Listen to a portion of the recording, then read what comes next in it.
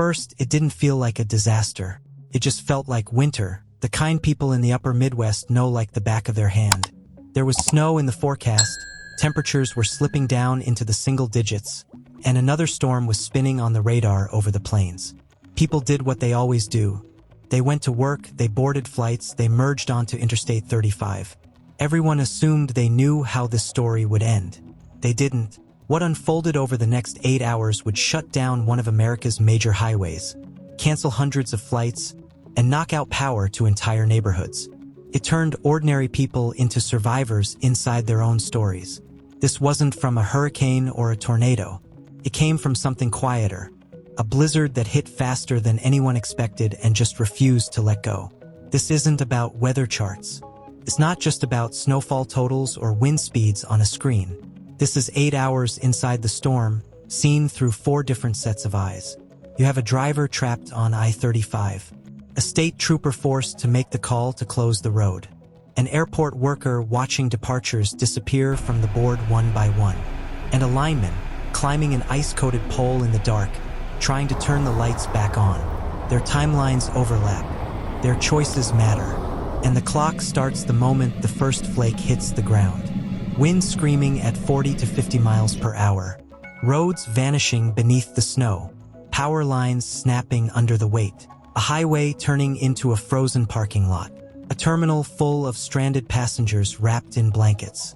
This storm didn't just test our equipment. It tested our patience, our judgment, and our preparation. It tested the quiet courage of people who kept moving even when the weather screamed at them to stop. We are looking at 8 hours for different voices and one massive blizzard. And before this is over, you're going to have to ask yourself a simple question. If this was your night, what would you have done? I started the drive the exact same way I've started dozens of winter drives here in Minnesota.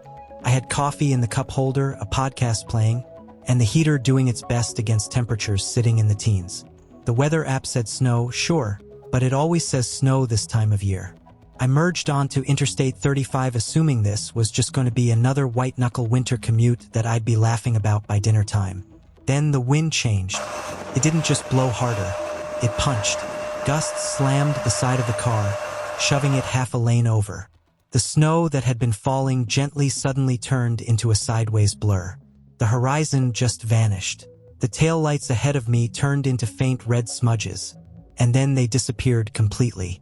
I eased off the gas, and then I realized something even worse. I couldn't actually see where the road ended anymore. Traffic slowed down and then it stopped. Not the usual slow and go stuff, but a full stop. Engines were idling in a line that stretched out into nothingness. The temperature kept plummeting single digits, with wind chills dropping well below zero. Snow started drifting up the doors and packing tight into the grill.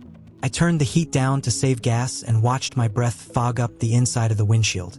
Minutes turned into hours. I kept asking myself the same questions. Do I stay? Do I try to walk? Is help actually coming? Every time I cracked the door open, the wind ripped it from my hand and filled the car with blowing snow. Somewhere up ahead, I could hear sirens, but I couldn't see them.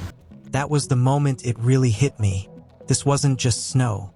This was a blizzard that had taken total control of Interstate 35. And I wasn't on a road anymore. I was stuck right in the middle of it. By mid-afternoon, my radio wouldn't stay quiet for more than 10 seconds at a time. Spin out. Crash. Vehicle in the ditch. Jackknifed semi. Then another crash. Location after location along Interstate 35 was lighting up our boards like a chain reaction. I've worked plenty of winter storms before, but this one felt different the second the wind picked up. It didn't just move the snow around. It practically erased the world. On patrol, my windshield turned into a solid white screen. Even with my emergency lights flashing, visibility dropped to a few car lengths at best.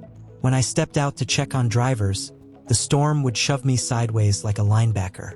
The snow wasn't falling straight down. It was flying horizontally at 40 to 50 miles per hour, stinging any skin left exposed. You couldn't tell where the shoulder ended and the lane began. You couldn't tell where the crashes ended and the traffic started. We tried to keep traffic moving at first. That is always the goal. Slow it down, space it out, keep people rolling. But the calls were stacking up too fast. One semi blocked 2 lanes. Another blocked the rest. Cars were sliding into guardrails. SUVs were sliding into each other. Drivers who thought they could just push through quickly discovered there was nothing to push through. Only ice under their tires and zero visibility ahead. The decision came across the radio in a tone every trooper recognizes.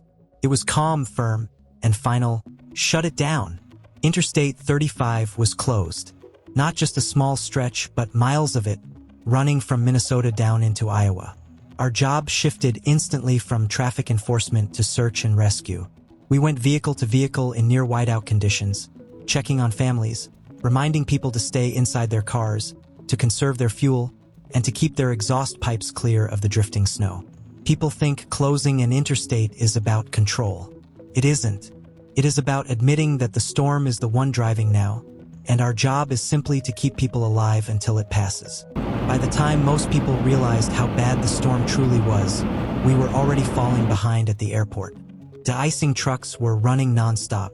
Snowplows circled the runways like slow, determined sharks, carving out paths that disappeared almost as fast as they were cleared. Out on the tarmac, the wind cut through every layer of clothing you had. It felt like standing in front of a giant freezer fan turned all the way up.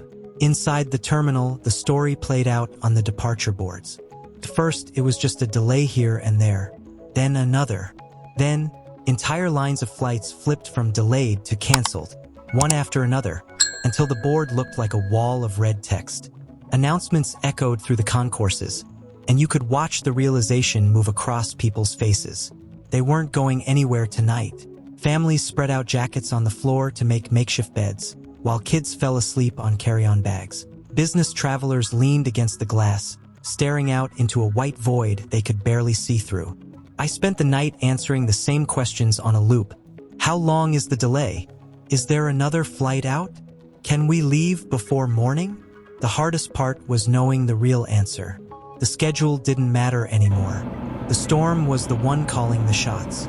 Out on the tarmac, the jets sat like frozen statues, their wings coated in ice that had to be chemically stripped before they could even think about lifting off. But with wind gusts hitting 40 to 50 miles per hour and visibility down to nothing, even the safest plans were scrapped. Ground crews couldn't keep up. Pilots reached their duty limits and timed out. Luggage started stacking up in the baggage claim.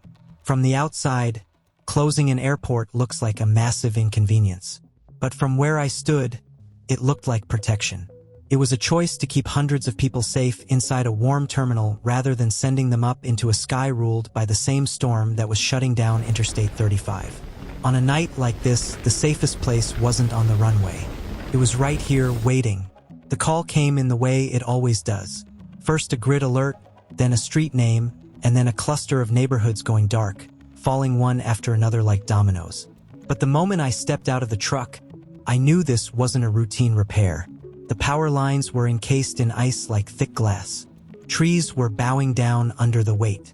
The wind was howling through the utility poles at 50 miles an hour, and the air temperature was plummeting into the single digits. We knew that every minute without power mattered for the people inside those houses. We worked by the light of headlamps and the bucket truck spots, with the world around us erased by the blowing snow. You could hear the snap of heavy branches in the dark right before you saw them crash down. Somewhere down the line, a transformer blew, a bright blue-green flash against the white sky, and then the whole street went quieter than it ever should be on a winter night. No furnaces running, no fans, no hum, just the wind. Climbing a frozen pole in a blizzard takes equal parts skill and stubbornness. Your gloves stiffen up, your face goes completely numb. But you think about the family at the other end of that wire. You think about kids huddled under blankets, someone checking the thermostat every 5 minutes, or someone boiling water on the stove just to add a little heat because the house is getting cold. You don't let yourself think about much else. We chipped away the ice. We reconnected the lines. We reset breakers that wanted to freeze over again instantly. Sometimes we'd get one block back on, only to lose another one a mile away. But then, there was that moment. There always is. The lights blink back on. Porch lights start to glow. Windows turn warm and yellow again. Somewhere inside, there's a cheer in a living room you'll never see.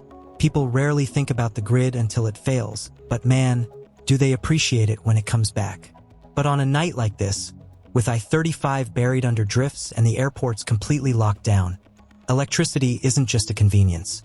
It is the difference between being uncomfortable and being dangerously cold. Our job is to make sure that line doesn't break.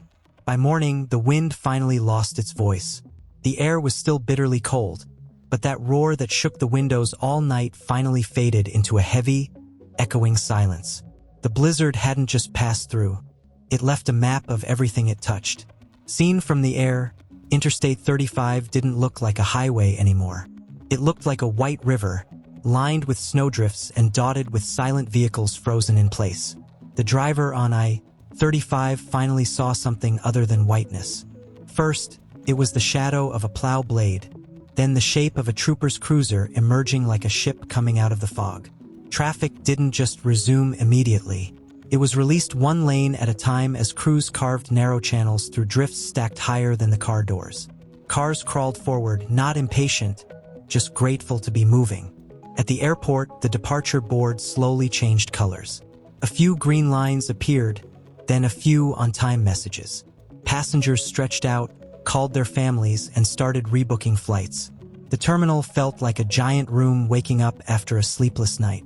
For the linemen, the work didn't end with the sunrise. The storm had broken things in the dark that daylight was just now revealing. Snapped limbs, sagging lines, iced-over transformers. But now, there was hot coffee being handed over in paper cups by strangers, and thank you waves from porches where the heat had just kicked back on. And for the state trooper, the view along I-35 told the whole story. Twisted guardrails, snow-filled ditches, jackknifed semis. It was a highway turned quiet by force, and reopened only by patience. Every storm leaves lessons. This one wrote them in the snow. Respect winter. Listen when the roads close. Carry exactly what you need to survive a night you didn't plan on spending in your car. And remember, when infrastructure reaches its limit, people don't. Neighbors, first responders, linemen, airport crews, truckers, everyone helped each other through. The blizzard faded. Life restarted. But anyone who lived through these 8 hours will remember that moment when the world went white, and exactly how it felt when the color finally came back. When a blizzard like this ends, we don't just measure it in inches of snow or miles of closed highway. We measure it in stories. The driver trapped on the interstate, the trooper who shut it down, the airport worker watching the board go red, the lineman climbing a pole in single-digit cold. Storms like this remind us that winter in the upper Midwest isn't just weather. It's a test. Now, I'd love to hear from you. Have you ever been trapped in your car during a winter storm? What would you do if you were stuck on I-35 for hours in freezing temperatures? And what is the one item you always keep in your winter emergency kit? Share your experiences and advice in the comments below. Someone else reading them might need that knowledge one day. And if you enjoy extreme weather storytelling, real disaster breakdowns, and survival-focused content, please like this video, subscribe to the channel, and share it with friends and family who live where winter hits hard. Your support helps us keep creating content for people who respect the power of nature and want to be ready for whatever comes next. Stay safe, stay prepared, and wherever you're watching from tonight, remember, when the world turns white, the smartest move is respecting the storm.